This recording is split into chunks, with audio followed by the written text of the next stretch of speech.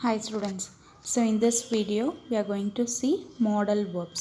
So already in the video of verb itself I have clearly explained about the helping verbs, that is auxiliary verb and modal verbs. So verbs has been divided into two parts, that is a main verb and an auxiliary verb. So an auxiliary verbs are divided into two parts, that is helping verb and modal verbs. So helping verbs are like is, or,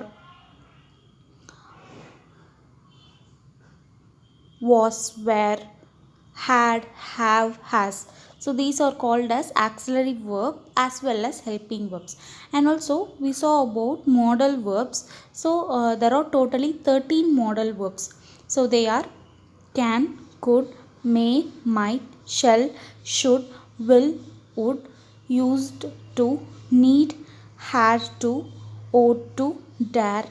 So these are the modal verbs.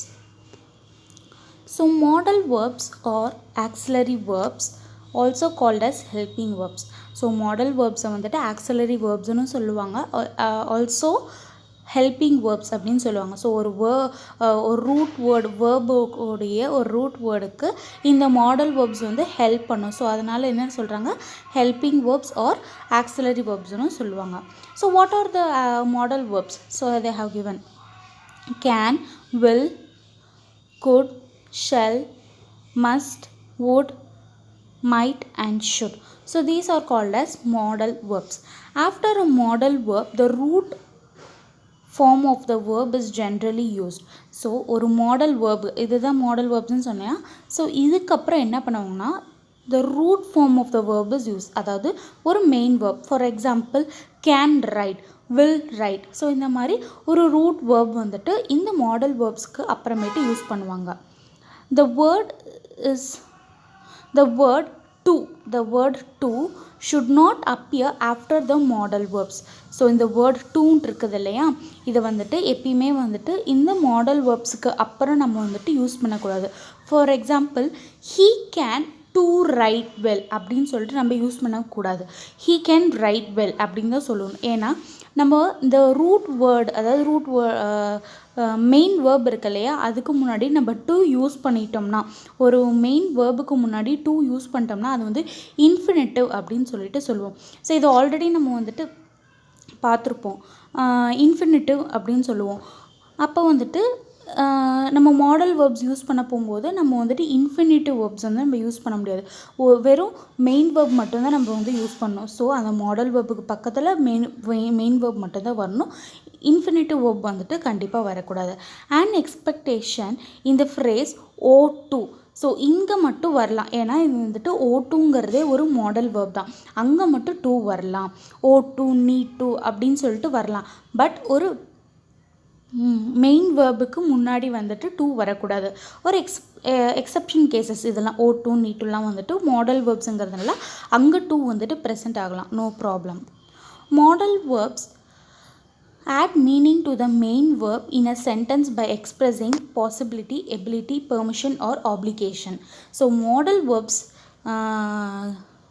gives the meaning for, so model ஒரு main வேர்புக்கு என்ன meaning தரப்போகுதுன்னா இந்த model வேர்ப்ஸ்னால் ஒரு possibility, ஒரு ability, permission, application, so இந்த மாதிரியான விஷயங்களை தான் importance கொடுத்து அந்த மெயின் வேர்பை வந்துட்டு பூஸ்டப் பண்ண போகுது.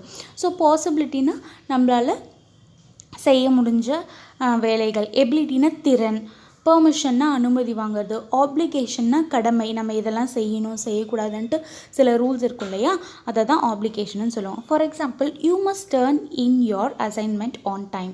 So you must turn, so இங்கே வந்துட்டு மாடல் வேர்ப் மஸ்ட் வந்துட்டு யூஸ் பண்ணியிருக்காங்க. ஸோ யூ மஸ்ட் டர்ன்ஸ், நீங்கள் கண்டிப்பாக வந்துட்டு உங்களோட அசைன்மெண்ட் வந்துட்டு ஆன் டைமுக்கு சப்மிட் பண்ணிடணும் அப்படிங்கிறாங்க. ஸோ இங்கே மஸ்ட்டுங்கிற மாடல் வேர்ப்ஸ் வந்து யூஸ் பண்ணியிருக்காங்க. The doctor can see you now. So the doctor can see you now. So இங்கே பாருங்கள், இங்கே டர்னுங்கிற மெயின் வேர்ப் இருக்குது, இங்கே சீங்கிற மெயின் வேர்ப் இருக்குது. ஸோ அதுக்கு முன்னாடி தான் என்ன இருக்குது, மாடல் வேர்ப்ஸ் ப்ரெசென்ட் ஆகிருக்கு. ஸோ டாக்டர் வந்துட்டு உங்களை பார்க்க ரெடியாக இருக்காங்க. When a modal verb precedes the main verb in a sentence or a class, use a root of the verb rather than the infinitive which contains the word to. So same தான் சொல்லியிருக்காங்க. இங்கே model வேர்ப்ஸ்க்கு முன்னாடி வந்துட்டு main verb தான் present ஆகும். So அந்த main verb நாங்கள் வந்துட்டு மாடல் வேர்ப் முன்னாடி இருந்துச்சுன்னா அங்கே வந்து டூ வரக்கூடாது. அந்த டூ வந்துருச்சுன்னா அங்கே வந்து பேர் இன்ஃபினிட்டிவ் அப்படின்னு சொல்லுவாங்க. List of modal verbs. So என்னென்ன மாடல் வேர்ப்ஸ் இருக்குது? Can, could. ஸோ கேனுங்கிறது ப்ரெசன்ட் டென்ஸில், குட்டுங்கிறது பாஸ்ட் டென்ஸில். Can, could, may, might, will, would, shall, should, must. So இதெல்லாம் வந்துட்டு modal verbs. The verbs are expression dare, ought to, had better, need not. So have behave like modal auxiliaries to a large extent and might be added to the above list. So இங்கே இருக்கிற dare, ought to, had better, need not. So இதுவுமே வந்துட்டு modal ஆக்சிலரிஸில் தான் வந்துட்டு take place ஆகும். Uses of modal auxiliaries, modal verbs. So modal verbs are use to expression functions as permission, அனுமதி வாங்கிறது, எபிலிட்டி, திறன், ஆப்ளிகேஷன், கடமை, ப்ராஹிபிஷன், தடை, லேக் ஆஃப் நெசசிட்டி, அதாவது தேவையில்லாமல் இருக்கிறது, advice, possibility, probability. So possibility, probability ரெண்டும் ஓரளவுக்கு கொஞ்சம் ஈக்குவலாக தான் இருக்கும். பாசிபிலிட்டினா வந்துட்டு இது நடக்கும், நடக்காமல் இருக்கும். ப்ராபபிலிட்டி இது நடக்கும், நடக்காமல் இருக்குன்னு தான் சொல்லுவாங்க. Examples of modal verbs. Here is a list of modal verbs with example. So ஒரு ஃபர்ஸ்ட் காலமில் மாடல் வேர்ப்ஸ், அதுக்கான மாடல் வேர்ப்ஸ் இருக்குது. செகண்டில் அதுக்கான எக்ஸ்ப்ரெஷன்ஸ் இருக்குது. தேர்டில் வந்துட்டு அதுக்கான எக்ஸாம்பிள்ஸ் இருக்குது. மஸ்ட். ஸோ மஸ்ட் எங்கெங்கெல்லாம் யூஸ் பண்ணுவாங்கன்னா ஃபார் ஸ்ட்ராங் ஆப்ளிகேஷன், அதாவது கடமை, இந்த ரூல்ஸை நீங்கள் கண்டிப்பாக வந்துட்டு ஃபாலோ பண்ணணும் அப்படிங்கிற இடத்துல வந்துட்டு you can use must. Logical conclusion or certainty. ஒரு தேவைப்படுற இடத்துல ஒரு லாஜிக்கல் கன்க்ளூஷன் மீன்ஸ் ஒரு தவிர்க்க முடியாத சூழ்நிலை, தவிர்க்க முடியாத இடங்கள், அந்த மாதிரி இருக்கிறதுல வந்துட்டு you can use must. Strong obligation. You must stop when the traffic light turns red. So strong obligation, this is rules. So whenever the traffic lights turns into red color, you have to stop your vehicle. So this is you must stop your vehicle. So this comes under must, strong obligation. Logical conclusion or certainty. He must be very tired. He has been working all day long. So வந்துட்டு அங்கே வந்து தேவைப்படுது அவனுக்கு வந்துட்டு அந்த certainty, அந்த tiredness, அவனுக்கு வந்து ரெஸ்ட் அங்கே தேவைப்படுது. அங்கே பாருங்கள் சர்டனிட்டிங்கிறத இங்கே யூஸ் பண்ணியிருக்காங்க. ஸோ அவன் வந்துட்டு ரொம்ப டயர்டாக இருக்கான். ஏன்? அவன் வந்துட்டு ஒரு நாள் ஃபுல்லாக வேலை செஞ்சுருக்கான். ஸோ அங்கே அவனுக்கு வந்து அங்கே ரெஸ்ட்டு தேவைப்படுது. So here you can use must. Then must not. Must not நீங்கள் எங்கே யூஸ் பண்ணிங்கன்னா ப்ராஹிபிஷன், அதாவது ரூல்ஸ், இது வந்து தடை, இது வந்து தடைப்பட்ட பொருள்னு சொல்லுவாங்களே, அதுங்க வந்துட்டு நீங்கள் வந்துட்டு மஸ்ட் நாட் இதுனா. You must not smoke in hospital. நீங்கள் ஹாஸ்பிட்டல்ஸ்னால் ஸ்மோக் பண்ணக்கூடாது. கேன் எங்கெங்கெல்லாம் யூஸ் பண்ணாங்கன்னா எபிலிட்டி, திறன், பெர்மிஷன், அனுமதி, பாசிபிலிட்டி. ஸோ இது நடக்கும், இது நீங்கள் இந்த ஒரு செயல் செஞ்சீங்கன்னா இது இந்த விளைவு நடக்கும் அப்படின்னு சொல்கிறது தான் possibility. So can, ability, I can swim. எபிலிட்டிங்கிறது என்னது? எனக்கு திறன். ஸோ என்னால் ஸ்விம் பண்ண முடியும். I can write, I can jump, I can run, I can talk. So இந்த மாதிரி உங்களுக்கு இருக்கிற திறனை வந்து சொல்கிறது தான் வந்துட்டு இது. ஸோ அங்கே வந்து நீங்கள் கேன் யூஸ் பண்ணலாம். பெர்மிஷன், அனுமதி வாங்குறதுக்கு you can use permission. Can I use your phone please? Can I use your pencil please? Can I use your eraser please? So can use can for asking permission. Then possibility. Smoking can cause cancer. So நீங்கள் வந்து smoke பண்ணிங்கன்னா cancer வரதுக்கு வாய்ப்புகள் இருக்குது. So இதுதான் வந்துட்டு possibility. Next could. So could is used in ability in past. அதாவது can வந்துட்டு எபிலிட்டி, ஐ கேன் ஸ்விம் ப்ரெசென்ட்டில் இருக்குது. ஸோ குட்டில் வந்துட்டு எபிலிட்டி, அங்கேயும் எபிலிட்டி வருது. That is used in past. So see the example. when I was younger I could run fast. So நான் சின்ன வயசாக இருக்கும்போது என்னால் வேகமாக ஓட முடிஞ்சது அப்படின்னு சொல்லிட்டு அவங்களுடைய திறனை வந்து பாஸ்ட்டில் சொல்கிறாங்க. Polite permission. ஸோ பெர்மிஷன் வந்து கேன்லேயும் கேட்கலாம். குட்டில் வந்துட்டு இன்னும் பொலைட்டாக வந்து பெர்மிஷன் கேட்கணுமா. Excuse me, good I just say something? Excuse me, நான் என்னோடய ஒப்பீனியனை சொல்லிக்கவா அப்படின்னு சொல்லிட்டு பொலைட்டாக கேட்குறது. Here again comes possibility. It good rain tomorrow. So ஒருவேளை நாளைக்கு வந்துட்டு ரெயின் வரும். நெக்ஸ்ட்டு மே.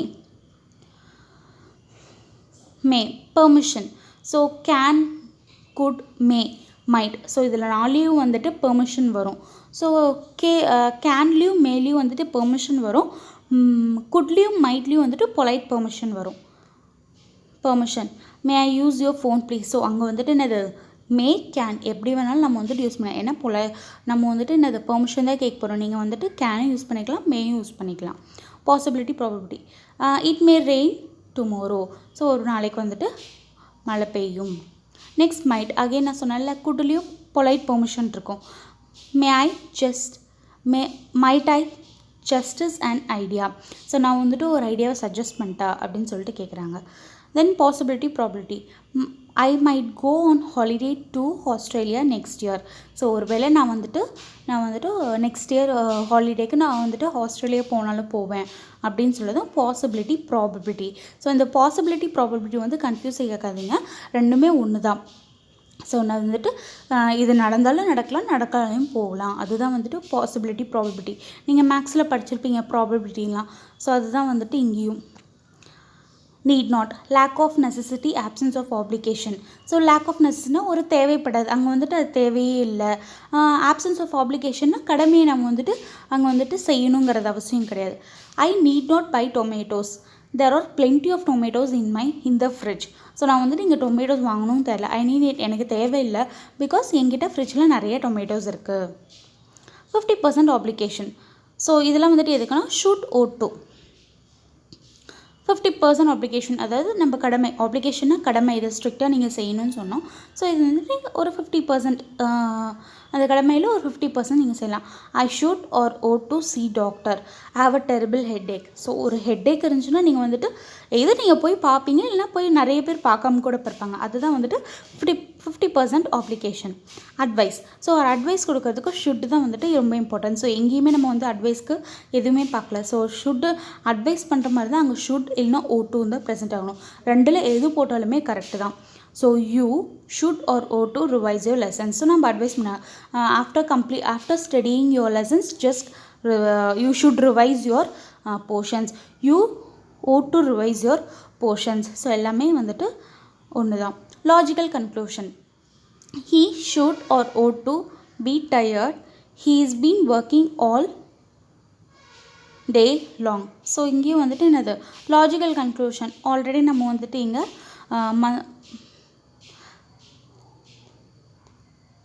மஸ்ட்டில் பார்த்தோம். ஸோ சேம் இங்கே வந்துட்டு நம்ம வந்துட்டு இங்கே ஷுட் ஆர் ஓ2லையும் பார்க்குறோம்.